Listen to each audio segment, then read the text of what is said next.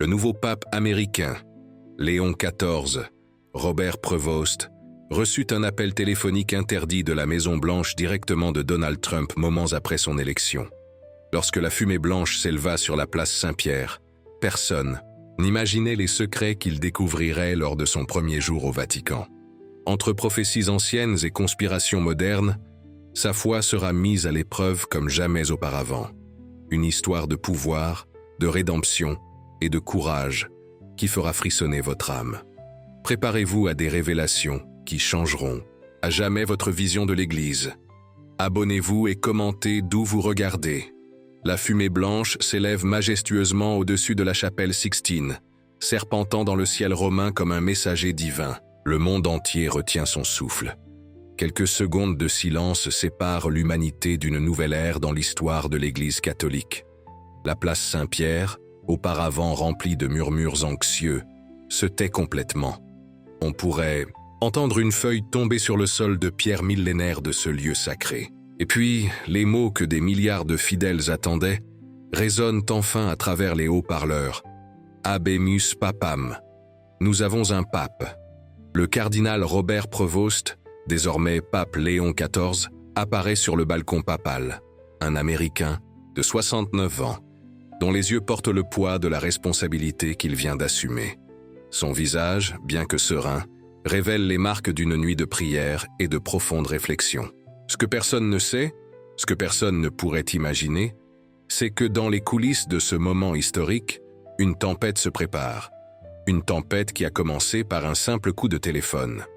Pouvez-vous imaginer le téléphone sonnant dans le silence sacré du Vatican? Pouvez-vous sentir le frisson dans le dos lorsque le pontife nouvellement élu découvre qu'à l'autre bout du fil se trouve nul autre que le président Donald Trump, un homme de pouvoir séculier appelant pour donner des ordres aux représentants suprêmes du pouvoir spirituel. Les murs de marbre du Vatican, témoins silencieux de siècles d'histoire, assistent maintenant à quelque chose d'inédit. La voix grave et autoritaire du président américain résonne dans l'appareil. Ce ne sont pas des félicitations qu'il offre, mais des exigences. Des exigences qui pourraient changer à jamais le cours de l'Église catholique. La voix de Trump, chargée d'urgence, semble envahir l'air même du Vatican, contaminant l'atmosphère de spiritualité par le pragmatisme politique du monde extérieur. « Saint-Père », dit-il avec une familiarité déconcertante, « nous devons parler de l'avenir des relations entre le Vatican et les États-Unis. » Dans les couloirs sacrés du Vatican, le climat n'est pas à la célébration, mais à une tension palpable. Les cardinaux marchent précipitamment, échangeant des regards inquiets. Les robes rouges semblent plus vibrantes sous la lumière dorée qui pénètre par les fenêtres centenaires, comme si le soleil lui-même voulait souligner la gravité du moment. Moins de 24 heures se sont écoulées depuis que le conclave a choisi le nouveau pontife américain, et l'on perçoit déjà que quelque chose d'extraordinaire est en train de se produire. Le président des États-Unis n'a pas passé un simple appel de courtoisie. Il a exigé que le nouveau pape utilise son influence nouvellement acquise pour négocier un accord de paix historique au Moyen-Orient. Mais pas n'importe quel accord. Un accord qui contredit directement la position traditionnelle du Saint-Siège sur le sujet. Un accord qui favoriserait explicitement les intérêts américains dans une région déjà dévastée par des décennies de conflits. La proposition n'est pas seulement diplomatique, c'est une imposition déguisée en demande. Pape Léon XIV, auparavant connu sous le nom de cardinal Prevost, marche dans les appartements pontificaux encore peu familiers. Ses pas résonnent sur le sol de marbre comme des questions sans réponse. Comment un homme de Dieu fraîchement intronisé peut-il déjà se retrouver face à un dilemme aussi profond? Ses yeux se posent momentanément sur le crucifix au mur, cherchant l'orientation là où des générations de papes avant lui ont également cherché. La personnalité de Léon XIV commence à se révéler à ceux qui l'entourent. Il possède une mémoire photographique qui impressionne même les cardinaux les plus érudits. Capable de citer des passages bibliques et des documents ecclésiastiques avec une précision stupéfiante. Sa capacité d'écoute, de véritable écoute, désarme même les interlocuteurs les plus défensifs. Et il y a quelque chose de plus, quelque chose que le président américain n'a pas encore compris. Un courage presque têtu, forgé au cours de décennies de service dans des communautés pauvres, avant son ascension dans la hiérarchie catholique. Le dilemme qui consume maintenant le pape est accablant dans sa complexité. Comment servir les intérêts politiques de la nation la plus puissante du monde sans compromettre la neutralité historique du Saint-Siège? Comment refuser une demande qui, présentée de manière persuasive par le président Trump, sauverait potentiellement des milliers de vies, même si elle cachait des agendas géopolitiques plus obscurs? Les murs des couloirs du Vatican, imprégnés des murmures de siècles, semblent l'observer dans un jugement silencieux. « Saint-Père », la voix du cardinal secrétaire d'État interrompt ses pensées. Le président Trump insiste pour une réponse immédiate. Il a mentionné des conséquences pour les relations bilatérales si votre sainteté ne répondait pas à sa demande. Le premier jour du pontificat, qui aurait dû être de prière et de contemplation, s'est transformé en crise diplomatique. Le monde extérieur célèbre encore, ignorant les forces en collision à l'intérieur des murs sacrés. La place Saint-Pierre est toujours bondée de fidèles qui agitent des drapeaux et crient de joie, tandis qu'à l'intérieur du palais apostolique, un drame silencieux se déroule. À seulement 2 heures de sa présentation officielle au monde, une révélation encore plus troublante parvient aux oreilles du pape.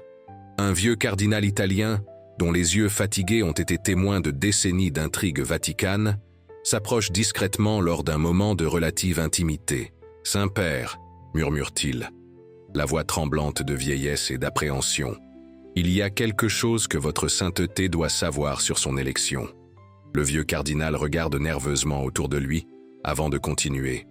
Le conclave n'a pas été aussi guidé par le Saint-Esprit que la tradition le suggère. Le cœur du pape s'accélère. « Que voulez-vous dire, Éminence ?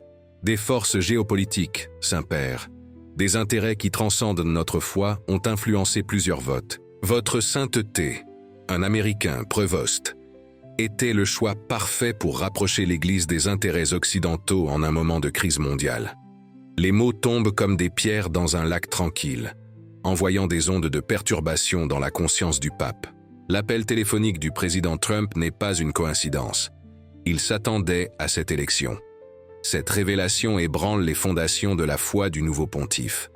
Son élection ferait-elle partie d'un plan politique plus vaste?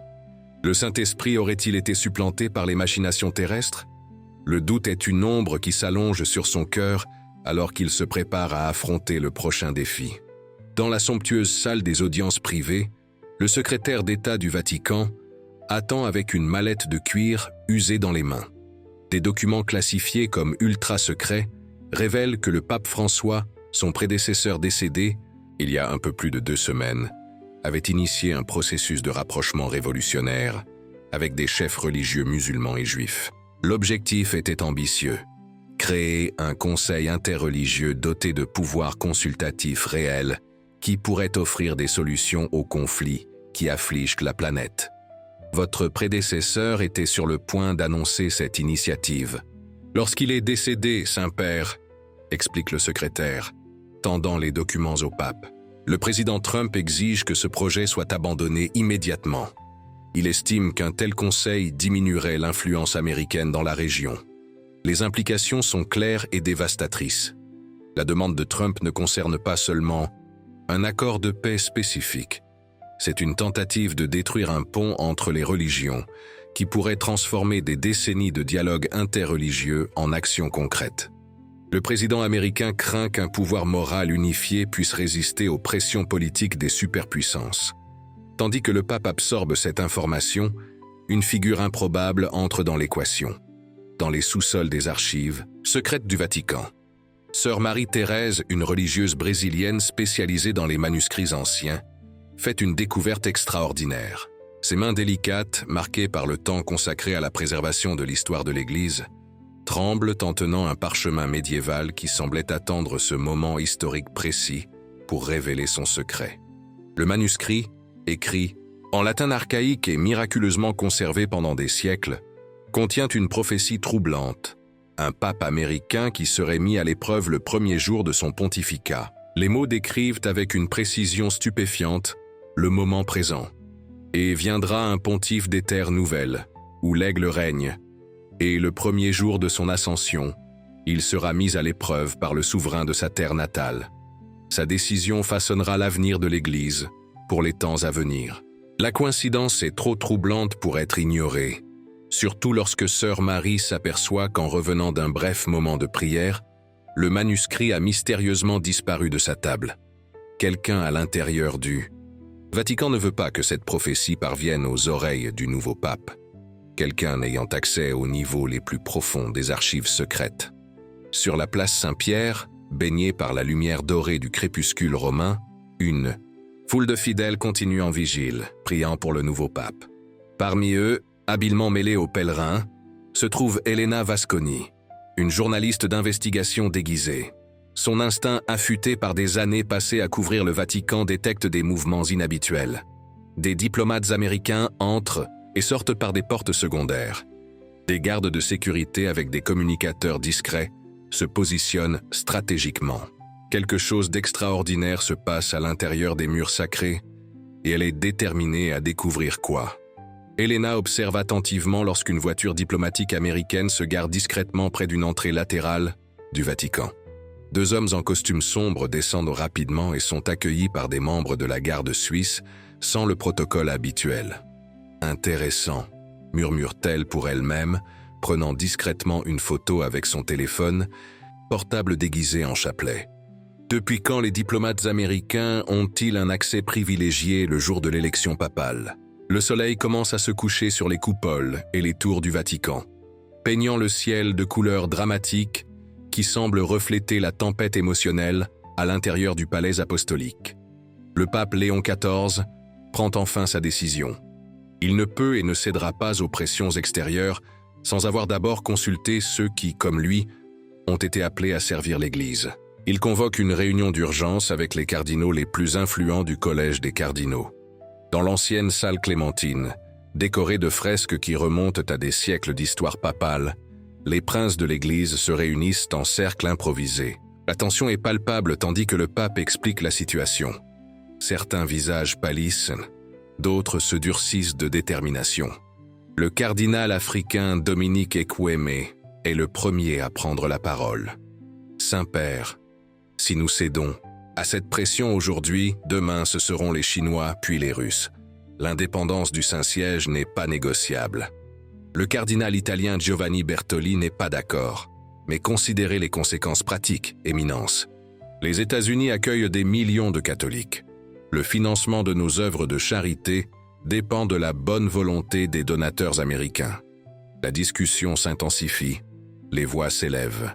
Des siècles de diplomatie vaticane, condensés en arguments passionnés sur le rôle de l'Église dans le monde moderne. C'est en ce moment critique qu'un jeune monseigneur fait irruption dans la salle, le visage pâle d'inquiétude. « Pardonnez mon intrusion, Saint-Père, Éminence », se penche-t-il rapidement en révérence. « Nous avons découvert quelque chose d'alarmant. Les systèmes de communication du Vatican ont été compromis.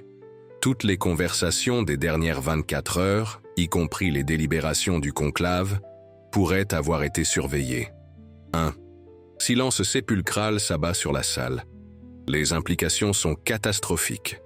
Si les systèmes ont été envahis, la réponse du pape à Trump peut déjà être connue des puissances rivales. La souveraineté du Vatican a été violée au niveau le plus fondamental. À l'ambassade américaine à Rome, située dans l'élégante Via Veneto, une employée d'origine italienne est assise seule dans son bureau, les yeux fixés sur un écran d'ordinateur. Isabella Ricci vient d'une ancienne famille romaine qui a servi le Vatican pendant des générations. Aujourd'hui, en tant qu'analyste de renseignement pour le gouvernement américain, elle a été chargée de surveiller les communications interceptées du Vatican pendant cette période critique de transition papale. Ses mains tremblent légèrement, tandis qu'elle lit le rapport sur la table. Les instructions sont claires. Transmettre toutes les informations confidentielles sur les premières heures du nouveau pontificat directement à l'ambassadeur, qui les relayera à Washington. Sa loyauté divisée la tourmente profondément. Née et élevée en catholique dévote, elle a juré fidélité aux États-Unis en tant qu'employée du gouvernement, mais son cœur appartient toujours à l'Église. Une photographie sur son bureau montre une jeune Isabella aux côtés de l'ancien cardinal Prevost lors d'une de ses visites aux États-Unis il y a des années. Il avait été gentil avec elle, se souvenait de son nom, s'était enquis de ses études. Maintenant, elle trahit involontairement sa confiance. « Je ne peux pas faire ça », murmure-t-elle pour elle-même, prenant une décision qui changera sa vie à jamais. D'une frappe rapide, elle envoie un message crypté à un contact spécifique au sein du Vatican. Sixtine compromise. L'aigle écoute tout. Un avertissement codé que seul quelqu'un au sein de la sécurité vaticane comprendrait. De retour au Vatican, le pape démontre que son élection a apporté quelque chose que ni Trump, ni les cardinaux les plus conservateurs n'attendaient. Une adaptabilité stratégique. Dans un coup audacieux qui démontre sa compréhension du monde moderne, il organise une vidéoconférence qui transformera un ultimatum unilatéral en un dialogue multilatéral. Si le président Trump souhaite discuter de la paix au Moyen-Orient, annonce-t-il aux cardinaux stupéfaits, alors nous devons inclure toutes les parties pertinentes dans la conversation. Préparez la salle de communication. Nous inviterons non seulement Washington, mais aussi des représentants du Moyen-Orient, de l'Union européenne, de la Russie et de la Chine. Ce qui devait être un ordre direct se transformera en un forum de paix télévisé en direct. L'audace de la proposition laisse la salle dans un silence momentané, suivi rapidement par un murmure croissant d'approbation. Le pape ne résiste, pas seulement à la pression. Il la redirige d'une manière qui sert les intérêts de la paix mondiale et de l'Église. Alors que les préparatifs de cette conférence improvisée sont effectués à la hâte, un vieux jardinier du Vatican travaille calmement dans les jardins près de la salle de communication. Antoine Gardini, avec ses mains calleuses et son visage marqué par des décennies sous le soleil romain, semble n'être qu'un employé humble de plus. Ce que personne ne soupçonne, c'est que cet homme apparemment insignifiant a été témoin de 4 pontificats, connaissant des secrets et des passages que même la garde suisse n'imagine pas exister. Tandis qu'il taille soigneusement un arbuste, près d'une fenêtre entr'ouverte, des fragments de la conversation à l'intérieur de la salle parviennent à ses oreilles expérimentées. Ses yeux, toujours aiguisés malgré l'âge, remarquent le mouvement inhabituel de gardes de sécurité américains. Avec une discrétion absolue, il dépose ses outils de jardinage et marche lentement vers une porte presque invisible, cachée par du lierre sur le mur latéral du bâtiment. Les passages secrets du Vatican, construits au fil des siècles pour protéger les papes en temps de crise, servent désormais un but moderne. Antoine navigue dans des couloirs étroits et des escaliers cachés qui le mènent directement au appartement du Camerlingue, le cardinal responsable de l'administration pendant les transitions papales. « Éminence !» murmure-t-il après avoir été admis discrètement. Les Américains ont apporté des équipements non autorisés. Ils installent quelque chose dans la salle de communication. Je les ai entendus mentionner « porte dérobée ». L'information est reçue avec gravité. Le Camerlingue envoie immédiatement un message codé au chef de la cybersécurité du Vatican. La bataille s'étend maintenant au royaume numérique, où les pare-feux remplacent les murs de pierre dans la défense de la souveraineté papale. Pendant ce temps, dans une petite chapelle latérale à l'intérieur de la majestueuse basilique Saint-Pierre, une touriste américaine âgée est agenouillée en prière silencieuse.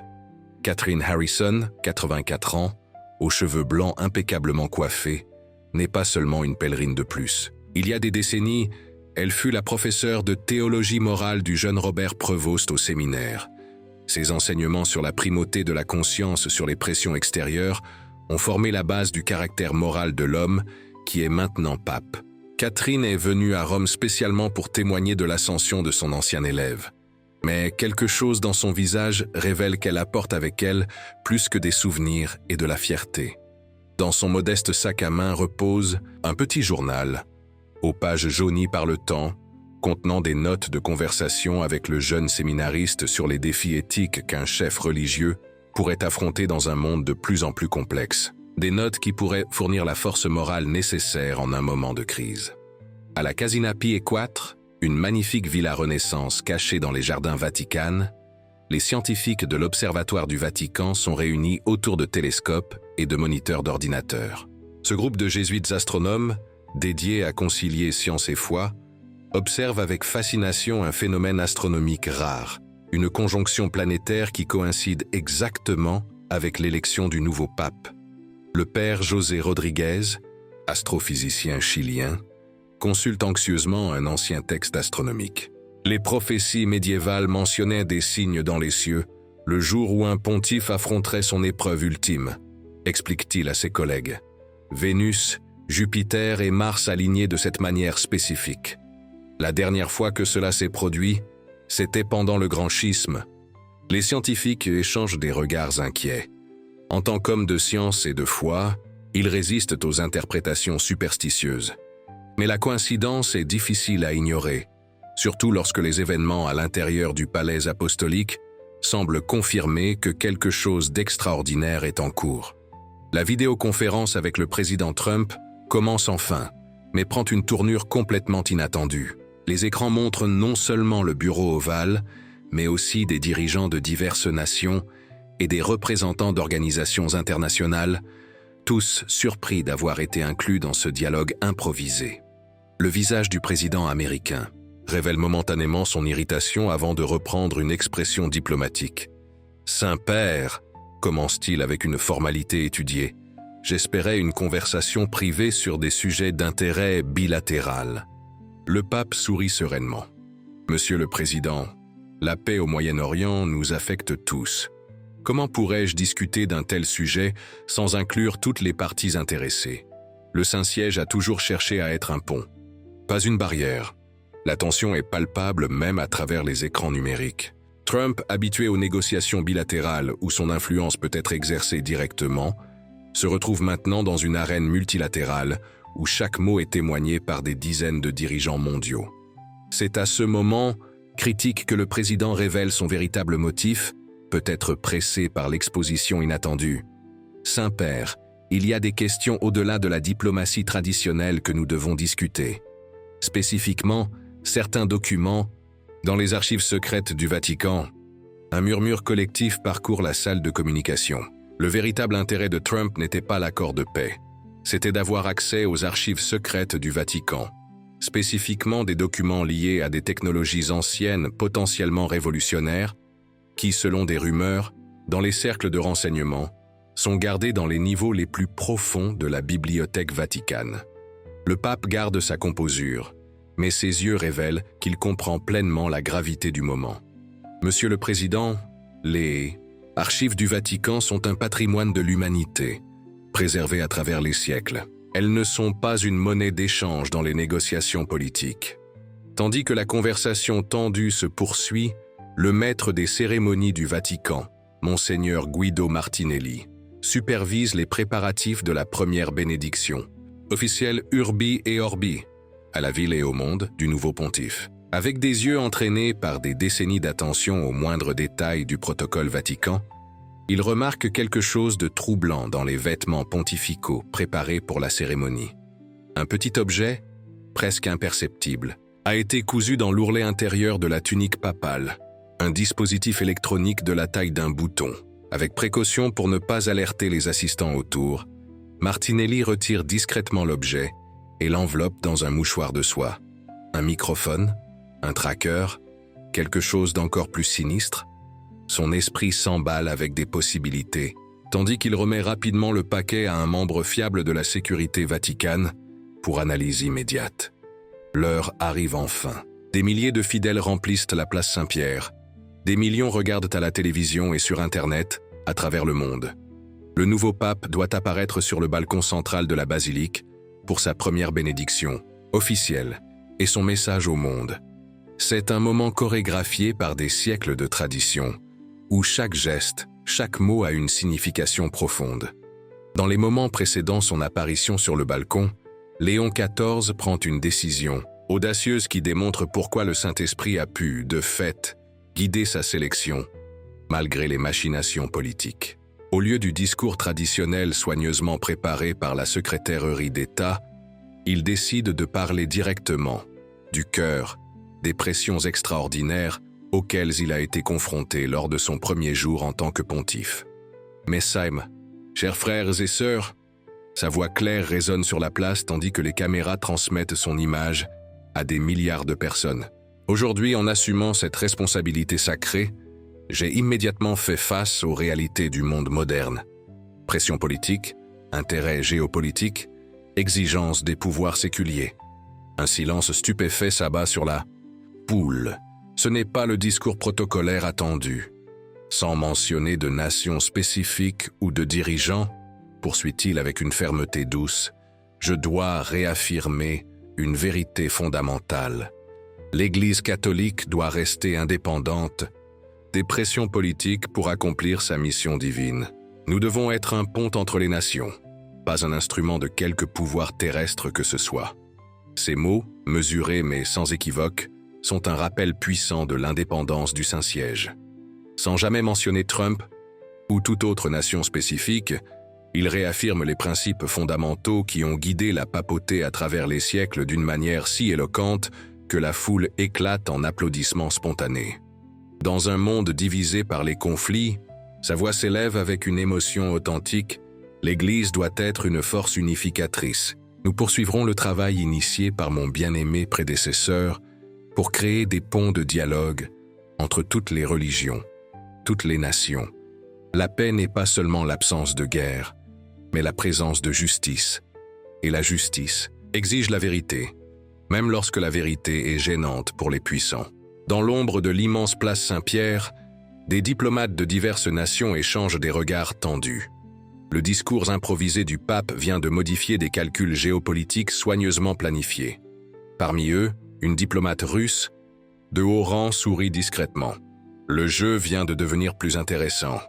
Son message à Moscou sera clair.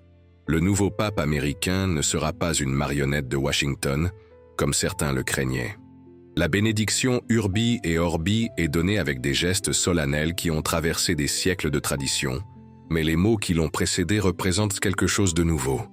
Une papauté déterminée à naviguer les complexités du XXIe siècle sans compromettre les principes éternels. Dans les appartements pontificaux, des heures après la bénédiction qui a captivé l'attention du monde, Léon XIV découvre une tablette laissée mystérieusement sur son bureau. L'appareil est allumé, affichant des images et des documents. Le nouveau pape américain, Léon XIV, Robert Prevost, reçut un appel téléphonique interdit de la Maison-Blanche directement de Donald Trump moments après son élection. Lorsque la fumée blanche s'éleva sur la place Saint-Pierre, personne n'imaginait les secrets qu'il découvrirait lors de son premier jour au Vatican. Entre prophéties anciennes et conspirations modernes, sa foi sera mise à l'épreuve comme jamais auparavant. Une histoire de pouvoir, de rédemption et de courage qui fera frissonner votre âme. Préparez-vous à des révélations qui changeront à jamais votre vision de l'Église. Abonnez-vous et commentez d'où vous regardez. La fumée blanche s'élève majestueusement au-dessus de la chapelle Sixtine, serpentant dans le ciel romain comme un messager divin. Le monde entier retient son souffle. Quelques secondes de silence séparent l'humanité d'une nouvelle ère dans l'histoire de l'Église catholique. La place Saint-Pierre, auparavant remplie de murmures anxieux, se tait complètement. On pourrait entendre une feuille tomber sur le sol de pierre millénaire de ce lieu sacré. Et puis, les mots que des milliards de fidèles attendaient résonnent enfin à travers les haut-parleurs. Habemus Papam. Nous avons un pape. Le cardinal Robert Prevost, désormais pape Léon XIV, apparaît sur le balcon papal. Un Américain de 69 ans, dont les yeux portent le poids de la responsabilité qu'il vient d'assumer. Son visage, bien que serein, révèle les marques d'une nuit de prière et de profonde réflexion. Ce que personne ne sait, ce que personne ne pourrait imaginer, c'est que dans les coulisses de ce moment historique, une tempête se prépare. Une tempête qui a commencé par un simple coup de téléphone. Pouvez-vous imaginer le téléphone sonnant dans le silence sacré du Vatican? Pouvez-vous sentir le frisson dans le dos lorsque le pontife nouvellement élu découvre qu'à l'autre bout du fil se trouve nul autre que le président Donald Trump, un homme de pouvoir séculier appelant pour donner des ordres aux représentants suprêmes du pouvoir spirituel. Les murs de marbre du Vatican, témoins silencieux de siècles d'histoire, assistent maintenant à quelque chose d'inédit. La voix grave et autoritaire du président américain résonne dans l'appareil. Ce ne sont pas des félicitations qu'il offre, mais des exigences. Des exigences qui pourraient changer à jamais le cours de l'Église catholique. La voix de Trump, chargée d'urgence, semble envahir l'air même du Vatican, contaminant l'atmosphère de spiritualité par le pragmatisme politique du monde extérieur. Saint-Père, dit-il avec une familiarité déconcertante. Nous devons parler de l'avenir des relations entre le Vatican et les États-Unis. Dans les couloirs sacrés du Vatican, le climat n'est pas à la célébration, mais à une tension palpable. Les cardinaux marchent précipitamment, échangeant des regards inquiets. Les robes rouges semblent plus vibrantes sous la lumière dorée qui pénètre par les fenêtres centenaires, comme si le soleil lui-même voulait souligner la gravité du moment. Moins de 24 heures se sont écoulées depuis que le conclave a choisi le nouveau pontife américain, et l'on perçoit déjà que quelque chose d'extraordinaire est en train de se produire. Le président des États-Unis n'a pas passé un simple appel de courtoisie. Il a exigé que le nouveau pape utilise son influence nouvellement acquise pour négocier un accord de paix historique au Moyen-Orient. Mais pas n'importe quel accord. Un accord qui contredit directement la position traditionnelle du Saint-Siège sur le sujet. Un accord qui favoriserait explicitement les intérêts américains dans une région déjà dévastée par des décennies de conflits. La proposition n'est pas seulement diplomatique, c'est une imposition déguisée en demande. Pape Léon XIV, auparavant connu sous le nom de cardinal Prevost, marche dans les appartements pontificaux encore peu familiers. Ses pas résonnent sur le sol de marbre comme des questions sans réponse. Comment un homme de Dieu fraîchement intronisé peut-il déjà se retrouver face à un dilemme aussi profond? Ses yeux se posent momentanément sur le crucifix au mur, cherchant l'orientation là où des générations de papes avant lui ont également cherché. La personnalité de Léon XIV commence à se révéler à ceux qui l'entourent. Il possède une mémoire photographique qui impressionne même les cardinaux les plus érudits. Capable de citer des passages bibliques et des documents ecclésiastiques avec une précision stupéfiante. Sa capacité d'écoute, de véritable écoute, désarme même les interlocuteurs les plus défensifs. Et il y a quelque chose de plus, quelque chose que le président américain n'a pas encore compris. Un courage presque têtu, forgé au cours de décennies de service dans des communautés pauvres avant son ascension dans la hiérarchie catholique. Le dilemme qui consume maintenant le pape est accablant dans sa complexité. Comment servir les intérêts politiques de la nation la plus puissante du monde sans compromettre la neutralité historique du Saint-Siège? Comment refuser une demande qui, présentée de manière persuasive par le président Trump, sauverait potentiellement des milliers de vies, même si elle cachait des agendas géopolitiques plus obscurs?